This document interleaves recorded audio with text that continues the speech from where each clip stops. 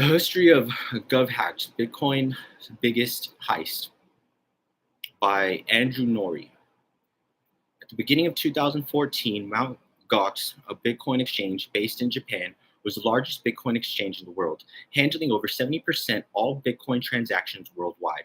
By the end of February of that year, it was bankrupt. Anyone who was using Mt. Gox lost access to their assets, and it had been a cautionary tale of crypto investors. While the investors weren't all lost, anything that was left has been frozen for years. Now it looks like things might be turning a corner, but there still many unknowns. Before we talk about how it could be a resolution of the horizon, let's look at how we got here in the first place. A victim of a massive hack, Mt. Gox lost about 740 bitcoins, 6% of all bitcoins in the existence at the time. It valued in equivalent to 460 yen, euro, at the time, and was over 3 billion at October 2017 prices. An additional 27 million was missing from the company's bank account. Although 200,000 bitcoins were eventually recovered, the remaining 650,000 have never been recovered. This post will discuss the rise and fall of Mt. Gox, the aftermath of the hacks, and the resulting ongoing investigation will consider whether it could happen again. For a long time, it looked at the creditors of Mt. Gox could be left empty-handed, but there have been some new developments that have meant to return a capital to crypto traders who were left holding the bag when Mt. Gox went bust.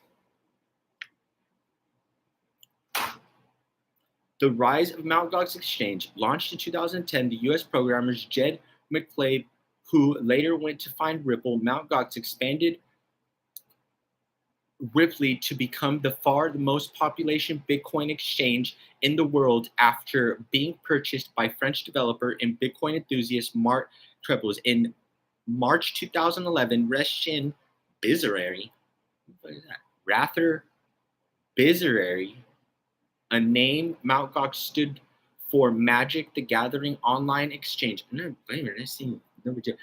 In June 2011, the Mt. Gox exchange was hacked, most likely as a result of the compromised computer belonging to an audit of the computer on an oscillation. The hacker used their access to exchange the artificial alter of normal value of Bitcoin to one set, then transferred the estimated 2,000 Bitcoins from customer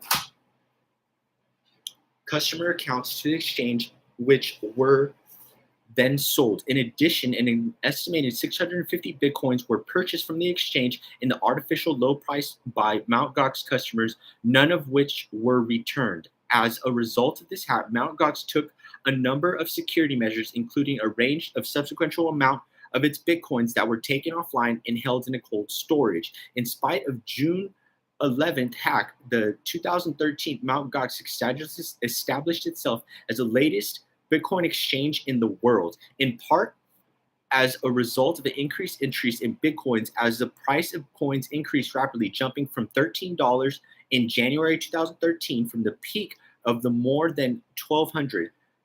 However, behind the scenes was not all well. The struggles behind the scenes. Although Mt. Gox had quickly expanded to become the largest Bitcoin exchange in the world by 2013, behind the scenes it was struggling. Since its collapse, a number of Mt. Gox employees have spoken about the Mt. Gox was operating, with the picture being painted as a disorganized and discordant organization, with poor security procedures, serious issues relating to the source code of the website, and a number of serious issues arising in relation to the operation of the business. In May 2013, a former business partner of Mt. Gox called CoinLab sued the company for $75 million, claiming a breach of contract. Two companies had signed an agreement which the CoinLab would take over Mt. Gox American customers by, according to CoinLab's lawsuit. The deal failed and materialized due to Mt. Gox breaching a clause of the contract. In addition, the U.S. Department of Homeland Security was investigating claims that a subsidiary of Mt. Gox operating in the U.S. was not licensed and was therefore operating as an unregistered money transmitter. As a result of the investigation, more than 5 million was seized by the government from the company's bank accounts. As a result of the investigation, the Mt. Gox has announced a temporary suspension of withdrawal in US dollars. Although the suspension only lasted for more than a month, mainly customers were experiencing delays of up to 3 months in withdrawing cash from their accounts, and few US withdrawals were being successfully completed. All these delays resulted in Mt. Gox losing the place in the largest Bitcoin exchange in the world by the end of 2013, falling to third. However, it has turned out these issues were on the tip of the iceberg. Underneath the hood, Mt. Gox had a much bigger problem than it realized. It had been the victim of an ongoing hacking for over 2 years. The Mt. Gox hack on 7th of February 2014, Mt. Gox stopped all Bitcoin withdrawals, claimed that it merely paused withdrawals requests to obtain a clear technical view of the currency process. After a number of weeks, uncertainty of the 24 February 2014, the exchange suspended all trading of the website, went offline. The same week, a leaked corporate document leaked hackers had raided the Mt. Gox exchange and stole 744,408 Bitcoins belonging to the Mt. Gox customers, as well as an additional 100,000 Bitcoins belonging to the company, resulting in the exchanging being declared to insolvent. On 28th February, Mt. Gox filed a bankruptcy protection in Japan and in the United States 2 weeks later. Subsequent investigations have shown that the massive hack of Mt. Gox had begun in an earlier as September 11th. As a result of this, Mt. Gox was operating and technically insolvent of almost 2 years and had partially lost all its Bitcoins by mid 2013. Additional evidence has suggested that Mt. Gox was already missing up to 80,000 from its exchange. And even more, Mark Rebel's purchase of an exchange in 2011. That was a white guy. Although it remained on the investigation facts under the unclear at this time, but presumed Bitcoins were stolen from the Bitcoins taken from the online hot wallets, including all the currency held in a cold storage due to a leak in a hot wallet. An online cryptocurrency wallet in a web-based wallet use the store secure digital codes known as private keys and show ownership of the public digital code known as the public key can be used to access the current addresses and its information that is stored in the wallet. Prior to September 2011, the Mt. Gox private key was encrypted and it had been stolen via copied wallet DAT file, either by hacking of perhaps through an insider. Once the file hacked, the hackers were able to access the ciphered Bitcoins, and gradually the wallets associated with the Mt. Gox private keys without the hack being detected. It was just a file being hidden. Shared key pool, a clipped file led to the address reused, and which meant that the company reappeared be oblivious to the theft myself. And the Mt. Gox systems interpreted the transfers as deposits apparently being moved to more secure addresses. When the wallets emptied, the Mt. Gox systems interpreted that the theft was the deposits of an additional 40,000 extra Bitcoins being created to multiple user accounts. The aftermath: in March of 2014, the website had found 200,000 Bitcoins in the old format version and had been used in exchange prior to June 2011 because they they hash out.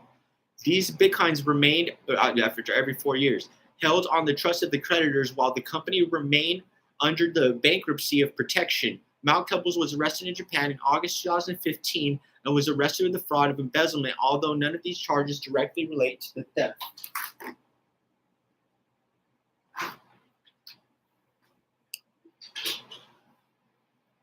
He was imprisoned in July of 2016 when he was released on bail. He pled not guilty on charges. His ongoing. Mt. Gox remains the bankruptcy protection in the case, which is being under investigation. Additional litigation of CoinLab remains outstanding, and the distribution to creditors cannot occur until the lawsuit is settled. Where did the money go? 650 bitcoins remain unaccounted for as a result of the Mt. Gox hack. A number of online theories have been developed as where the missing coins are. Some have suggested that the Mt. Gox never had an amount of coins that it claimed, and the Trebbles manipulated the numbers and make it appear that Mt. Gox held more Bitcoin than it in fact held.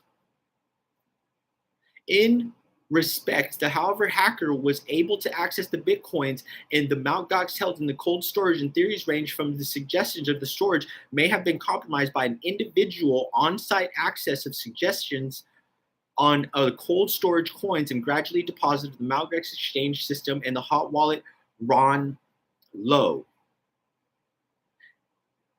On that, a lack of accountability among the staff simply meant that there was no awareness that the wallets were being drained by hackers. The July 2016 Russian national Alex Vitig was arrested in the U.S., Greece, and playing a key in a role of laundering of bitcoins and stolen Mt. Gox, in addition of the charge of all Greek authorities for the laundering of approximately 4 billion bitcoins. VIX is alleged to be associated with BTCE, a well-established Bitcoin exchange, which was rated as an FBB part of the investigation. The Bitcoin site had been shut down by the domain, webhosting accounts seized by the FBI, and the first time U.S. government had seized a foreign exchange on foreign soil. Investigators by WITSEC and the group of Bitcoin security specialists have identified Vitic as the owner of the wallets and have been stolen bitcoins have been transferred, many of which were sold on BTCE. I'm fucking reading something, but if you're out, you're out. Like I don't. It's gonna kill me. It's gonna kill me. So it doesn't matter. Which the trial of Mark Treble's ongoing in Japan and the indictment against the Vitic, and it appeared in the separate strands of the investigation into the Mt. Gox hack are finally coming together. Like, I do love you, I think you're beautiful, but like I'm gonna end up probably killing myself over this. So like, whether all of this will result in the recovery of all of any of the stolen bitcoins remain by the scene, but by appear that leads some clarity into the Mt. Gox hack of the near future. Gox Rising, a new path forward. In February 2019, TechCrunch reported that the movement of the called Gox Rising was working to pursue the alternative and the bankruptcy of Mt. Gox. The idea behind the Gox Rising is simple. Instead of using bankruptcy courts to hand over Mt. Gox asset, the owners of the company, it is using civil rehabilitation law to return the most can creditors of the company. It would appear that the Gox Rising has been successful in efforts, and the Tokyo lawyer Nobushi Kashiyoshi, pretty cool name, has been appointed by the Japanese courts and held civil rehabilitation process. This is a good news to anyone who had lost their assets in the Mt. Gox failure. Which is good news. It would be likely to gain much more as a result of the civil rehabilitation, which is a good thing. Hopefully I do. Dude, I know I will. There is also another potential upside of Mark Kruppels to embattle CEO of Mt. Gox if the bankruptcy process is continued to move forward. Likely Kruppels would have ended up with a lot of Mt. Gox assets, and he owned around 80% of the company as it went bust, putting him to the position of the massive payout under the Japanese bankruptcy law. Kruppels knows, I already said, like, if you know them, like, I don't want to be associated with you. And knows that embedded with the most of Mt. Gox stash, his life had been in limbo. He had first phrased a barrage of civil suits of Mt. Gox creditors who had lost everything to him. Bitcoin prices are much higher today than they were in 2014, which would just add an insult to the injury. And also, diligent investors and may satisfied simply suing Kruppels, people having been killed for far, far less than Kruppels would have done, and ended up walking away with a massive pile of bitcoins after everyone who trusted him got burned. Needless to say, the civil rehabilitation process seems to be winning the idea of everyone involved, and it looks like the moving forward of Tabeyoshi to put into the position earlier this year of the civil rehabilitation. It was expected to take 3 to 5 years, according to reports of the media. Civil rehabilitation is still a time-consuming process, but it does look like a lot better than bankruptcy. Lessons learned. The pivot of civil rehabilitation embarked on how much different the crypto world was established a financial system. Bankruptcy law is a terrible framework of the address of failure. If you know them, I don't want to be associated with you. Like that, I don't understand what that means. Like, what there's any difference about it. Like, I can't. Like, can't. established financial system, bankruptcy of law, and terrible framework. Like, if not, then dude, like, I'm gonna end up dying over this. This is like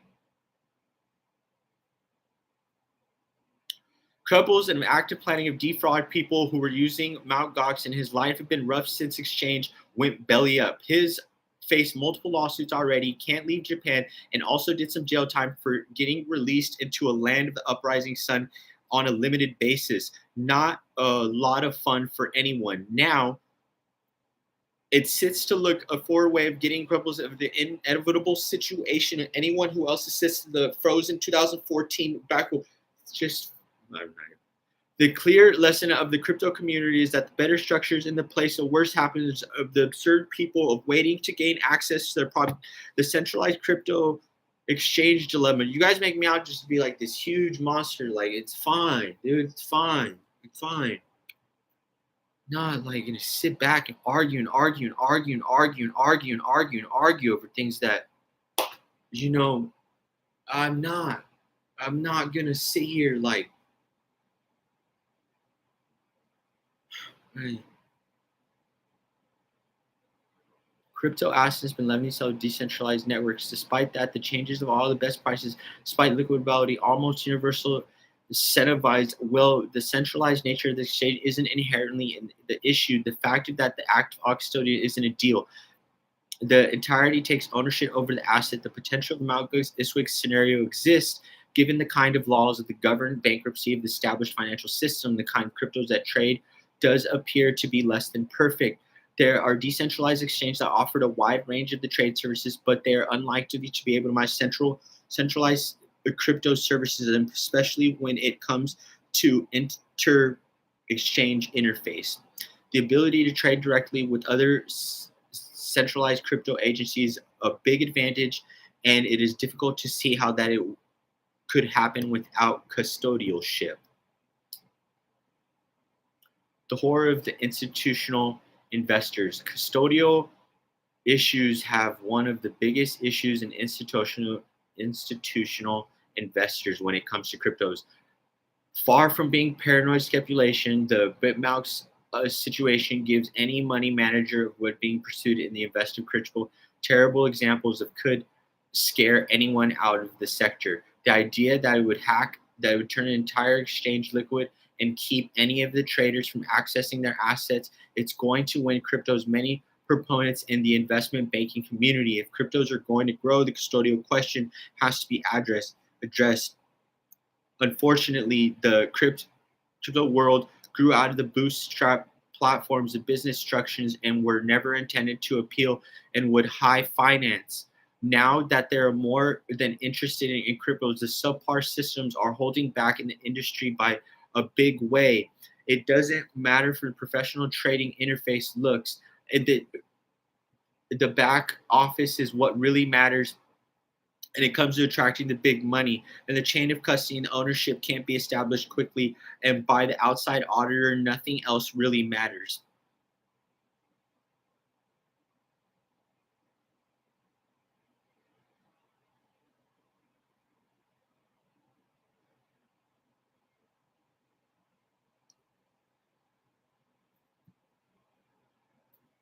I'm paranoid about them knowing her and just getting to me. Like, that's all it is. Get to me, and it sucks.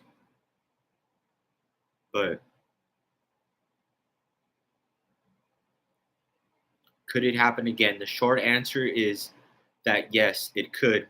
There are many Bitcoin exchanges operating at present, some of which are more reputable than others. Popular exchanges such as Bitcoins and Binance and relatively transparent of their operations, as well as offering instant deposits, are their backed reputable venture capitalists. However, they are also going to be targets of the best hackers who are also too happy to exploit any security gaps. Decentralized exchanges generally don't act as a custodian for you assets, which means GoxX couldn't happen to you.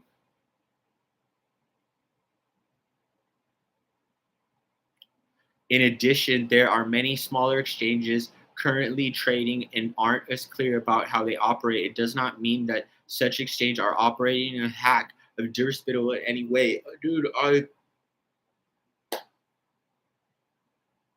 I still think you're the most beautiful girl in the world, but I don't trust you. I don't. I don't. When it comes to cryptocurrency trading, and recommended that the use of more reputable exchanges if for your own peace of mind, unless you have the means to absolute guaranteeing the legitimacy of any smaller exchange that you are dealing with, and it is above isn't enough to scare you. My last word advice would be to make sure that you don't store your bitcoins on any exchange. See the post on cryptocurrency wallets and more details on how to store your bitcoins. No, Dad, like it. Yeah, dude. Because I don't trust any of you guys. I don't.